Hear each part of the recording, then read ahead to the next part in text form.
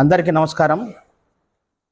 కర్నూలు నియోజకవర్గ ప్రజలకు, ఓటర్లకు నేను కొన్ని రోజులు ఇక్కడ 72 రోజులు మనకు ప్రచారంలో పాల్గొన్న సమయంలో నాకు అత్యంత ఆప్యాయత, ప్రేమ, అనురాగం చూపించిన కర్నూలు ప్రజలందరికీ కూడా నేను ధన్యవాదాలు తెలుపుకుంటున్నాను. అలాగే వైఎస్ఆర్సీపీ పార్టీ తరఫున పార్టీ విజయం కోసం పనిచేసిన నాయకులకు, కార్యకర్తలకు అందరికి కూడా నేను నా హృదయపూర్వక ధన్యవాదాలు తెలుపుకుంటున్నాను. అలాగే ఇప్పుడు కర్నూలు నియోజకవర్గం ఎమ్మెల్యేగా గెలిచిన టీజీ భరత్ గారికి కూడా నేను శుభాకాంక్షలు, అభినందనలు తెలుపుతున్నాను. కర్నూలు